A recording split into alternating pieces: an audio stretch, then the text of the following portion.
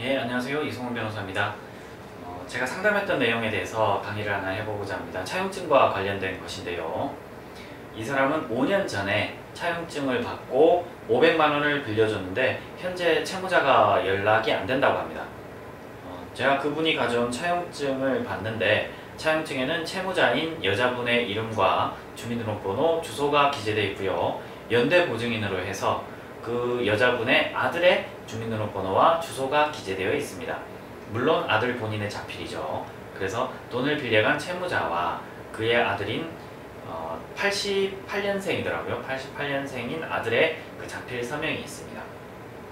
이런 경우에 그 채권을 확보할 수 있는 방안을 물어보셨는데 사실 연락이 되지 않고 채무자의 재산이 없는 경우에, 나아가서 그 아들의 재산도 없는 경우에는 민사소송을 제기한다 할지라도 돈을 받아내기가 어려운 상황이 발생할 수 있습니다.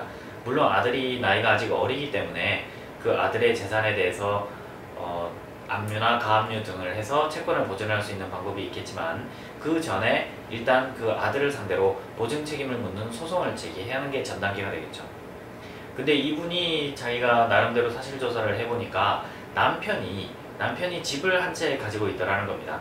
물론 부부 사이가 안 좋은지 그 여자분과 남편분은 별거하고 있었어요. 그런데 그 남편이 법적으로 부부인 거는 맞지 않습니까?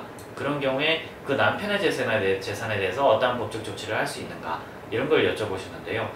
우리나라는 부부 멸산제를 취하고 있기 때문에 남편이 재산이 많다 할지라도 그 부인의 재산에 대해서는, 부인의 채무에 대해서는 책임을 질 그런 근거가 없습니다, 사실은.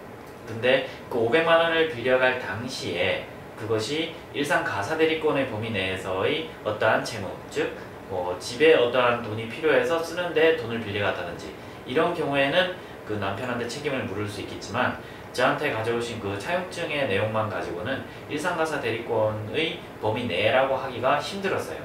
그래서 남편분의 재산에 대해서는 강제집행을 하기가 사실상 어려운 사안이었습니다.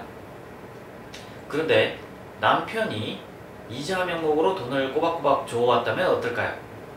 또는 남편이 돈을 일부 변제했다면 어떨까요? 그런 경우에도 법은 소극적으로 해석하는 경향이 조금 있어요. 그러니까 부인이 하도 고통을 당하니까 남편이 일부 대신 갚아준 것이지 남편이 책임진다고 한 의미는 아니다, 이렇게 해석될 수도 있거든요.